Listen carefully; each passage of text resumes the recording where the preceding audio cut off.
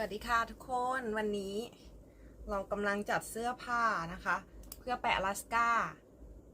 ไปล่องเรือ阿拉斯ก้าก็ไปทั้งหมดเกือบจะ12วันนะคะออกเดินทางวันที่19กรกฎานี้นะคะแล้วก็ไปทรานสิตที่เกาหลีนะคะเราไปแอร์เชียนาแอร์ไลน์เนาะแล้วก็อีกวันหนึ่งก็จะถึงที่ซีแอตเทิลแล้วเราจะพักที่ซีแอตเทิล2 คืนนะคะใกล้ๆไพเพสมาร์เก็ตนะคะก็2 คืนแล้วก็จะลงเรือวันที่22 ถึง 29นะคะเรามาดูการเตรียมเสื้อผ้ากันนะคะว่าเราควรจะเตรียมเสื้อผ้าแบบไหนไปบ้างนะคะสำหรับช่วงแรกนี้ก็จะเตรียมของคุณผู้ชายก่อนนะคะคุณสามีดิฉันนะคะเราจะไปเรือสำราญ Ocean of the Sea จะเป็นเรือสไตล์แบบสบายๆสนุกสนานนะคะไม่ได้เป็นอะไรที่แบบหรูหราเลิศมากจะแบบมีของเล่นเยอะมากกิจกรรมเยอะมากนะคะแล้วก็มีธีมของงานกลางคืนก็จะเป็นธีมกาล่าไนท์ก็จะเป็นธีมยีนสบายๆนะคะเพราะฉะนั้นชุดหรูหราก็จะไม่มีเท่าไหร่นักในทริปนี้นะคะสำหรับผู้ชายก็เตรียมง่ายมากนะคะคุณสามีนะคะก็จะเตรียมกางเกงยีนเป็นหลักอุณหภูมิประมาณถ้าที่ซีแอตเทิลประมาณ15 ถึง 20ประมาณนี้หนาวที่สุดก็คงจะเป็นที่จูโน่นะคะก็ประมาณ10อะไรแบบนี้ค่ะแต่ที่阿拉斯ก้าเนี่ยจะมีฝนเยอะหน่อยแล้วก็พวกอุณหภูมิเนี่ยไม่แน่นอนบางวันก็อาจจะหนาวมากก็ได้ดังนั้นเราก็จะเตรียมเสื้อผ้าที่แบบเผื่อๆไปนะคะจะแต่งตัวแบบเป็นเลเยอร์มากกว่าถ้าเกิดหนาวมากเราก็เอาเสื้อกันหนาวมาเติมนะคะถ้าเกิดร้อนขึ้นมาเราก็ไม่ต้องเอาลงไปนะคะแล้วเอาไปเผื่อดีกว่าขาดและที่สำคัญทริปนี้ก็เป็นที่พิเศษที่แบบมีการดูแลที่ดีมากเราไม่ต้องแบกกระเป๋าเองแล้วก็ช่วงนี้นะคะสายการบินเอเชียนาเนาะให้โควต้ากระเป๋าถ้าชั้นอีโคโนมีเนี่ยให้23 กิโลคนละ2 ใบเลยเพราะฉะนั้นเรา2 คนจะได้4 ใบนะคะแต่ก็ต้องเผื่อน้ำหนักขากลับเผื่อช้อปปิ้งกลับมาด้วยนะคะแล้วก็กระเป๋าเราก็เอาไปได้เต็มที่ดังนั้นเราก็เลยตัดสินใจว่าจะเอาใบใหญ่เนี่ยไปทั้งหมด3 ใบเลยนะคะแล้วก็เอาใบงอกไปใบหนึ่งก็จะเป็นกระเป๋าแบบว่ากระสอบแบบนี้นะคะเอาไว้งอกเผื่อเอาเสื้อผ้าที่ใส่แล้ว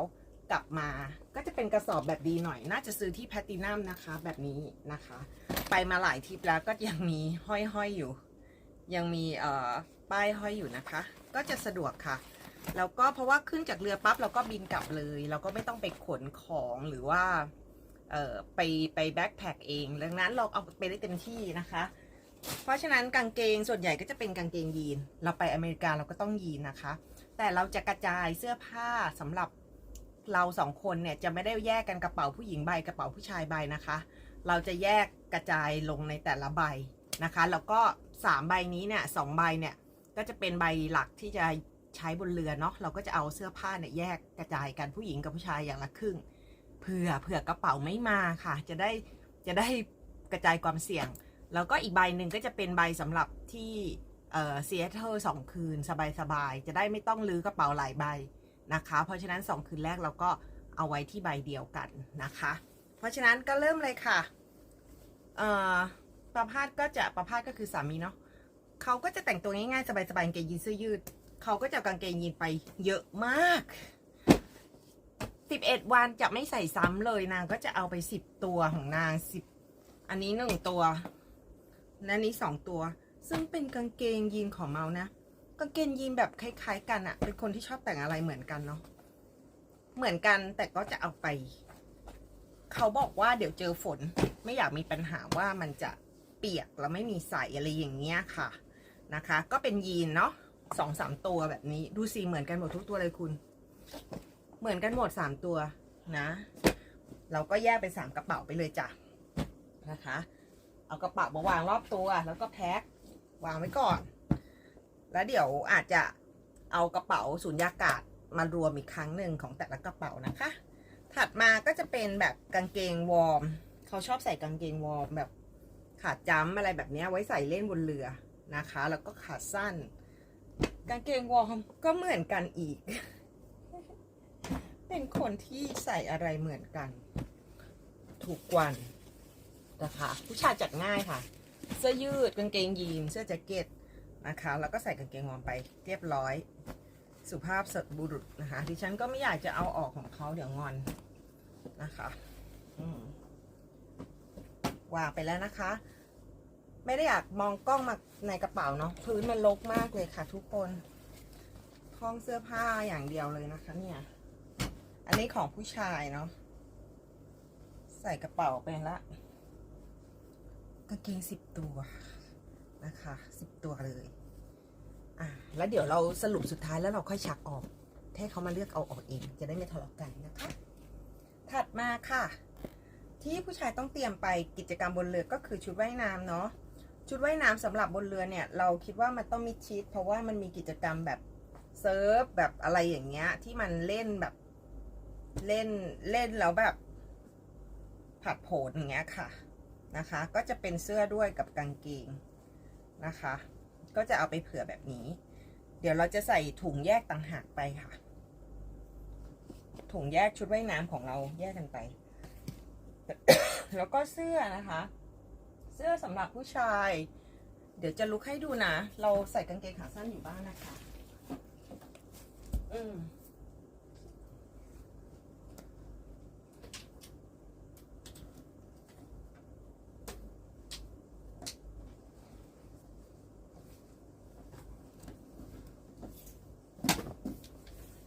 ก็บนเรือก็อากาศสบายๆเพราะว่าบนเรือเนี่ยอุณหภูมิจะคอนโทรล25 องศาอยู่แล้วภายในเรือใน阿拉斯ก้าเราไม่ได้หนาวตลอดขนาดนั้นนะคะในเรือเนี่ยอุณหภูมิคอนโทรลที่25 องศาแต่ถ้าเราไปบนดาดฟ้าหรือว่าไปเล่นกิจกรรมเนี่ยอาจจะหนาวได้นะคะเพราะฉะนั้นเนี่ยบนเรือเนี่ย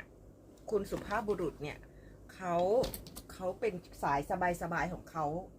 าก็จะใส่เสื้อฮาวายของเขาชอบของเขาค่ะ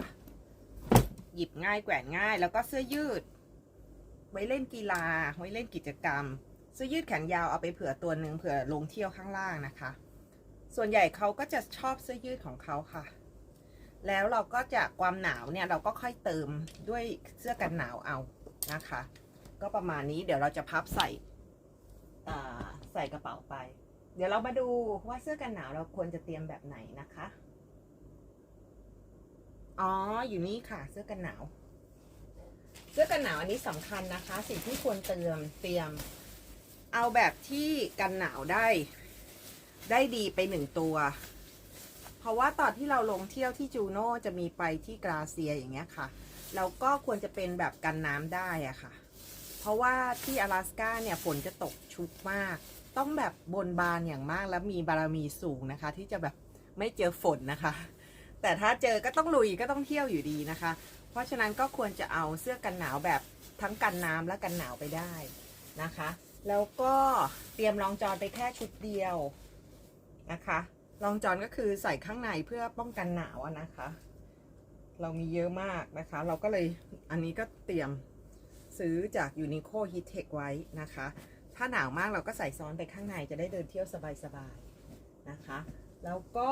เสื้อกันหนาวก็มีเพิ่มมาแบบแฟชั่นบ้างนิดหน่อยนะคะอันนี้เพราะมีลงเที่ยวที่บูชาร์ดการ์เด้นที่แคนาดาเนาะก็จะได้แบบสวยๆมีสีสันแต่ว่า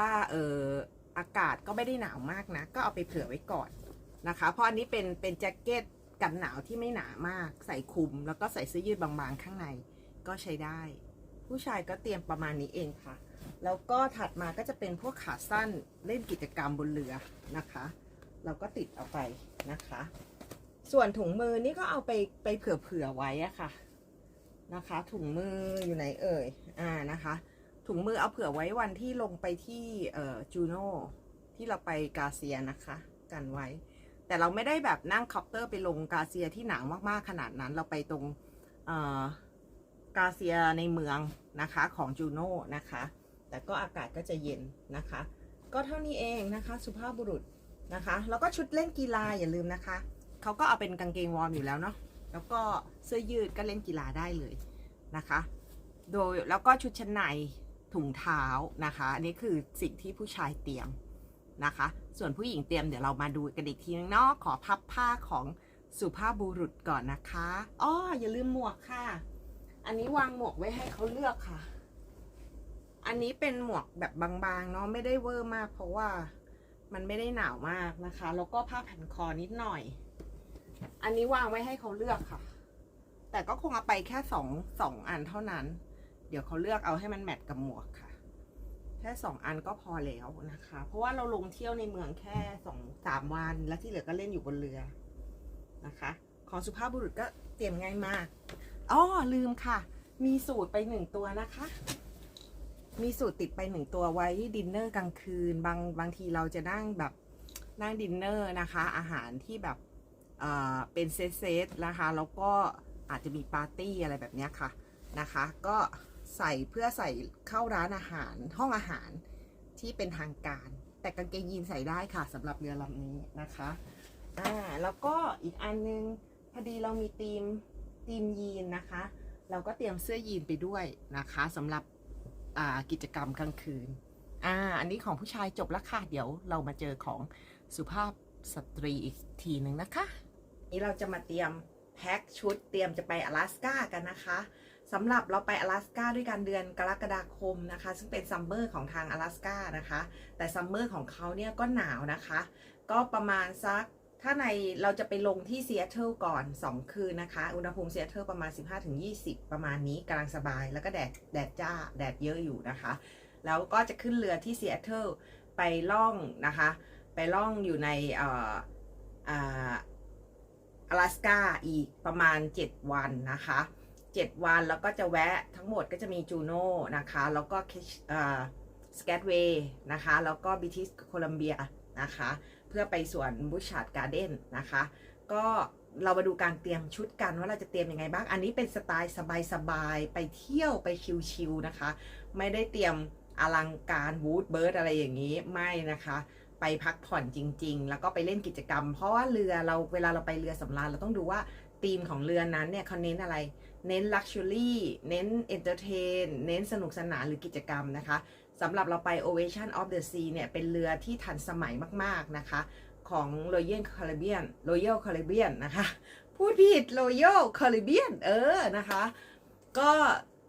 Ovation of the Sea เนี่ยจะแบบทันสมัยไฮเทคแล้วก็สนุกสนานเพราะฉะนั้นเนี่ยในการ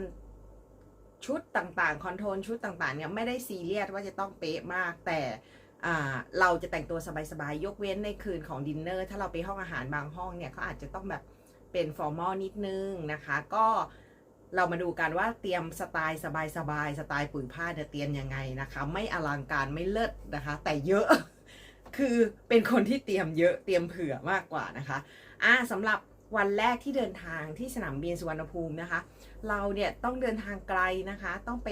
ไปเอเชียนาแอร์ไลน์เนาะของเกาหลีเนาะเราต้องไปทรานสิตที่เกาหลีนานมากรอที่เกาหลีประมาณ9 ชั่วโมงอะค่ะนะคะแล้วก็เดินทางรวมเนี่ยโอ้โหหลายชั่วโมงมากๆเลยค่ะเพราะฉะนั้นเราต้องเอาชุดที่สบายๆร้อนเราก็ปลดได้หนาวเราก็ใส่ได้นะคะเราก็จะใส่เสื้อยืดข้างในธรรมดาแล้วเราก็จะมีแจ็คเก็ตตัวเก่งนะคะอันนี้จะเป็นของ Adidas นะคะปุ๋ยชอบมากเสื้อที่เราใส่ขึ้นเครื่องเนี่ยเอาไว้ใส่คลุมกันหนาวได้ห่มได้แล้วก็เนื้อผ้ามันจะนิ่มอ่ะตัวนี้ใส่ทุกทริปเลยนะคะใส่มาตั้งแต่นิวซีแลนด์ปารีสสวิตญี่ปุ่นทุกทริปปุ๋ยจะใส่ตัวนี้ตลอดนะคะแล้วก็ยังใหม่อยู่เนาะก็จะใส่ตัวนี้แล้วก็จะใส่กางเกงวอร์มสบายๆคู่กันไปนะคะเพราะเราเดินทางไกลใส่สีดำๆนี่แหละเลอะมองไม่เห็นดีนะคะแล้วก็เสื้อยืดข้างในนะคะแต่เราก็จะแพ็คเสื้อผ้าเผื่อไปด้วยนะคะเผื่อเข้าห้องน้ำที่เกาหลีสนามบินเกาหลีเขาว่ามีบริการที่ดีมากนะคะอันนี้ชุดไปนะคะแล้วเราก็แยกกระเป๋าสำหรับที่แวะซีแอตเทิล2 คืนนะคะเป็นอีกกระเป๋าหนึ่งเลยจะได้ลื้อกระเป๋าเดียวตอนที่นอนที่ฝั่งเนาะก็จะเป็นสบายๆเพราะว่า25 องศา15-20 องศานะคะก็จะเป็นเสื้อยืดข้างในธรรมดาบางๆแล้วก็ตัวนี้นะคะแบบว่ามันปลดได้นะคะใส่สบายตัวยาวๆแล้วก็ใส่ขาสั้นกะว่าจะใส่ขาสั้นนะคะแล้วก็เที่ยวเล่นอยู่ในเมืองนะคะอันนี้ก็คือวันแรกที่ไปซีแอตเทิลนะคะค้างคืนหนึ่งแล้ววันรุ่งขึ้นเนี่ยเที่ยวช้อปปิ้งเนี่ยก็คือชุดนี้เนาะและอีกวันหนึ่งก็จะเป็นวันที่ลงเรือนะคะเราก็จะไปทำพิธีการลงเรือกันที่ท่าเรือเนาะแล้วก็จะมีขั้นตอนต่างๆนะคะเราก็สบายๆวันนั้นนะคะแล้วก็ถ้าเข้าเรือได้เร็วแล้วก็ไปเล่นอะไรอยู่ในเรือได้เลยเช็คอินห้องพัก ก็ใส่สบายสไตล์ปุ๋ยพาดอีกเช่นกัน ก็จะแบบเสื้อยืดตัวในหยิบไปสีดำอะไรเงี้ยแล้วก็คลุมแจ็คเก็ตอีกตัวหนึ่งแค่นั้นเองนะคะดิฉันไม่มีฟูฟ่องขนเขินอะไรอย่างเงี้ยไม่ชอบใส่ไงคะนะคะแล้วก็ถัดมานะคะสำหรับบนเรือต้องเตรียมอะไรไปอีกชุดราตรีแบบสบายๆรอบนี้นี่ไม่ได้เตรียมอะไรเยอะบางรอบไปนี่เช่าหรือตัดใหม่เลยนะคะแต่รอบนี้แบบฉันอยากไปพักผ่อนก็ลือตู้นะคะมีชุดอะไรบ้างที่แบบเอาไว้ดินเนอร์แบบสไตล์ฝรั่งเนาะคือฝรั่งเขาก็จะแต่งสบายๆนะคุณเขาก็ไม่ได้แบบชุดอลังการอะไรมากเนาะปุ๋ยก็ไปลือตู้ดูก็ไปเจอ Just Pal ตัวนี้อยู่มันก็จะไหลหลุดข้างนึงไหลเต็มข้างนึงไม่ใช่เสื้อขาดนะคะมันก็จะเก๋ๆแล้วก็แบบว่านี่ค่ะแค่แบบไม่ได้ยาวอ่ะก็ใส่ไปดินเนอร์ตอนกลางคืนได้หาสร้อยแบบสวยๆใส่แล้วก็ต้มหูหน่อยนึงมันก็จะเป็นดินเนอร์ได้แล้วเคยใส่ไปงานแต่งงานน้องอยู่หน2 หนเองนะคะชุดนี้ก็ยังใหม่อยู่นะคะ Just Pal นะคะเสร็จแล้วนะคะอีกชุดหนึ่งก็แบบอีกชุดหนึ่งเอาแบบที่มัน mix and match ได้อะค่ะอันนี้เป็นแขนกุดเนาะแล้วก็เป็นเดสผ้ายืดอย่างเงี้ยมันใส่ง่ายค่ะแล้วใส่แล้วมันไม่อ้วนด้วยนะคะแล้วเราก็หาผ้าพันคอพันบ้างใส่สร้อยเส้นใหญ่ๆบ้างเผื่อไปงานกลางคืนไปดินเนอร์ถ่ายรูปสวยๆเวลา lobster party อะไรแบบนี้ดิฉันใส่ได้นะมันยืดนะคะ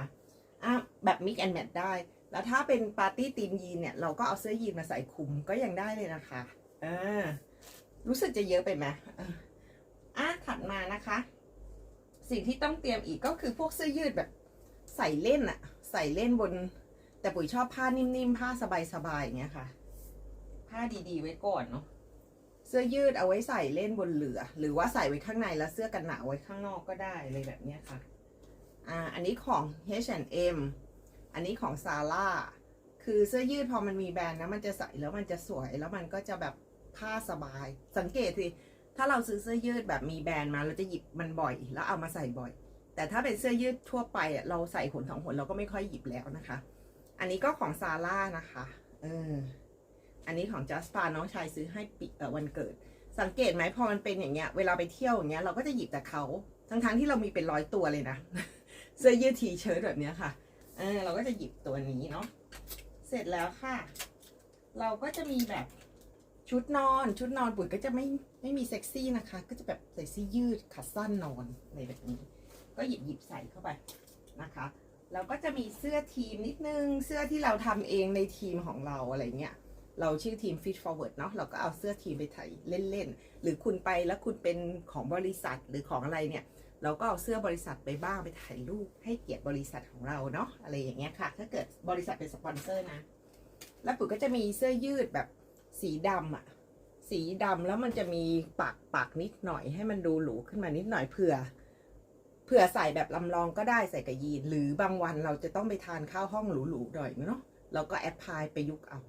เราไม่รู้ว่าวันไหนเราจะเจอปาร์ตี้อะไรบ้างเนาะเราก็เตรียมไปก่อนนะคะเสร็จแล้วค่ะแล้วส่วนใหญ่ผมก็จะเตรียมแบบขาสั้นไปอะค่ะใส่ขาสั้นสีสดใสเอาไว้ถ่ายเล่นบนเรือแล้วก็วิ่งเล่นกิจกรรมบนเรือห้องต่างๆแต่สีที่โปรดที่สุดก็คือสีดำอันนี้ก็จะมีขาสั้นอยู่ในนี้นะคะแล้วก็ขาสั้นอันนี้ก็จะแยกแมทกับตัวอื่นได้ด้วยค่ะถัดมานะคะเสื้อที่สำคัญนะคะกันหนาวเนี่ยเราไม่รู้ว่าเราจะเจออุณหภูมิเท่าไหร่เพราะอากาศมันแปรปรวนอยู่เรื่อยเนาะเราก็จะมีแบบกันหนาวแบบบางนะคะแบบบางเผื่อวันไหนเราลงเรือไปเที่ยวที่สแกตเวย์หรืออะไรอย่างเงี้ยค่ะนะคะสแกตเวย์เขาจะตีมแบบคาร์บอยหน่อยเนาะแล้วก็สีดำนี่สีโปรดอีกแล้วนะคะอันนี้Adidasผ้ามันจะดีนะคะแล้วก็ที่สำคัญถ้ากรณีเจอหนาวจัดอันนี้ให้ดอกจัน8 ดอกนะคะถ้าไป阿拉斯ก้านะคะเสื้อกันหนาวเราเตรียมเผื่อหนาวจัดไปหน่อยนึงเพราะว่าบางวันที่ดูแพลนแล้วมันมีจูโน่ไงคะที่ต้องไปกาเซียเนี่ยก็จะมีเสื้อกันหนาวที่หนาวนิดนึงให้มันเจอเลขตัวเดียวหรือ10 องศาใส่สบายๆเพราะเราคนไทยเนาะเราจะขี้หนาวอะค่ะก็เอาตัวนี้ไปของ North Face เนาะแล้วก็มันจะมีกันฝนกับกันลมด้วยกันน้ำอะค่ะพ ราะ阿拉斯ก้าเคยไปมาแล้วรอบหนึ่งเจอฝนหนักมากนะคะ ถ้าเราได้เสื้อกันหนาวที่มันมีกันน้ำด้วยด้านนอกเนี่ยเราก็จะไม่เฉอะแฉะเท่าไหร่นะคะ ส่วนรองเท้าเนี่ยถ้ามีแบบรองเท้าที่แบบสามารถใส่กันน้ำได้ก็ยิ่งดีนะคะ เผื่อไว้ก่อนนะคะ มันจะได้ไม่เฉอะแฉะนะคะ แล้วเราก็ใส่กางเกงไปนะคะล่มก็ต้องเตรียมไปนะคะกับเสื้อกันฝนเตรียมไปเผื่อนะคะฝนเป็นเรื่องปกติของ阿拉斯ก้านะคะใส่อะไรนะคะเนี่ยค่ะก็โดยประมาณนี้นะแต่ปุ๋ยจะเตรียมเสื้อตัวนี้ไปด้วยตัวนี้เป็นตัวเอกตัวประจำก็คือนางก็จะเป็นตัวเอาไว้คลุมเพื่อให้ดูสุภาพขึ้นแอปพลายได้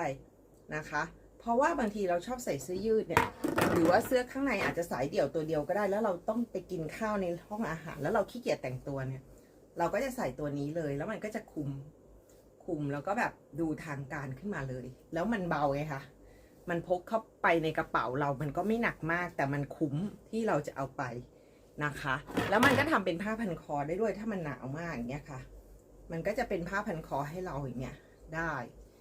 นะคะอาจจะเอาใส่ขึ้นเครื่องเป็นประจำหรือว่าใส่ขึ้นเครื่องขากลับก็ได้นะคะเนี่ยก็คือเป็นเทคนิคในการเตรียมตัวไป阿拉斯ก้าของเราง่ายๆนะคะแล้วพอดีว่ามันมีธีมยีนเนาะเราก็เลยเอายีนติดไปด้วยเสื้อยีนอย่างเงี้ยค่ะติดไปด้วยที่สำคัญนะคะทุกคนสิ่งสำคัญที่ลืมไม่ได้นะคะสิ่งสำคัญที่ลืมไม่ได้นะคะ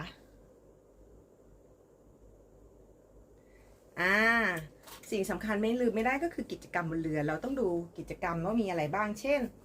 มีสระว่ายน้ำใช่ไหมเราก็เตรียมชุดว่ายน้ำแบบเราไม่ชอบใส่ทูพีซเนาะ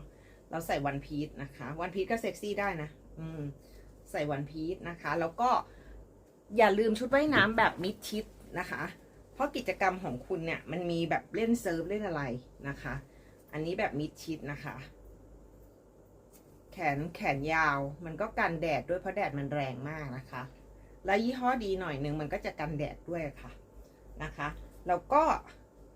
ไอ้นี่ค่ะถุงมือเผื่อวันไหนหนาวมากแล้วก็เราเลือกถุงมือที่แบบใ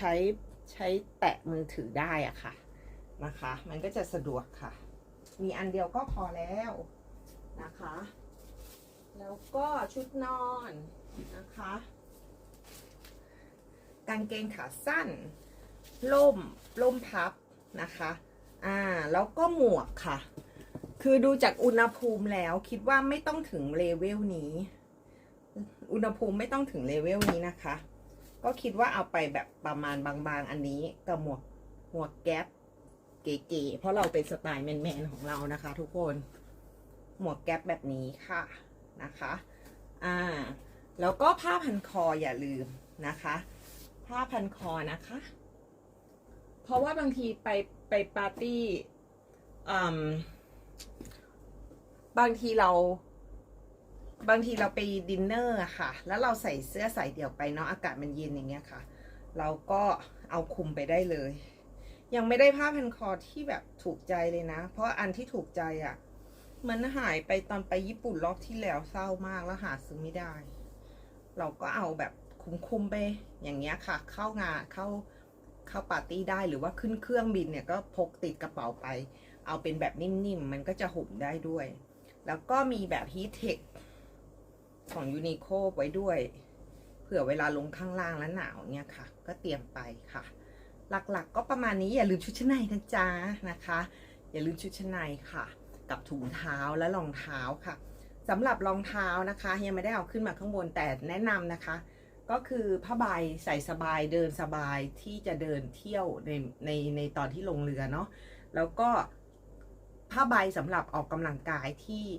ออกกำลังกายในฟิตเนสหรือวิ่งเทรลอยู่บนเรือก็ได้นะคะมีสนามบาสสนามบอลบนเรือแล้วก็อีกอันหนึ่งก็คือรองเท้าแตะใส่เล่นเดินบนเรือนะคะเอาไปให้ครบและอย่าลืมรองเท้าราตรีนะคะสำหรับใส่ชุดราตรีเดี๋ยวถ่ายรูปจะได้สวยๆนะคะเวลาเข้างานนะคะก็โดยรวมก็ประมาณนี้คาดว่าจะเต็มกระเป๋ามากเลยค่ะแต่เราคิดว่าไปทริปนี้มันบริการดีอะค่ะมีคนยกกระเป๋าให้หมดแล้วก็อัดไปเต็มที่ได้เลยเราไม่ได้ลากกระเป๋าเองนะคะเพราะฉะนั้นเนี่ยเดี๋ยวเรามาดูกันว่าชุดที่เราเตรียมไปเนี่ยมันขาดหรือมันเกินในคลิปถัดๆไปแล้วกันนะคะ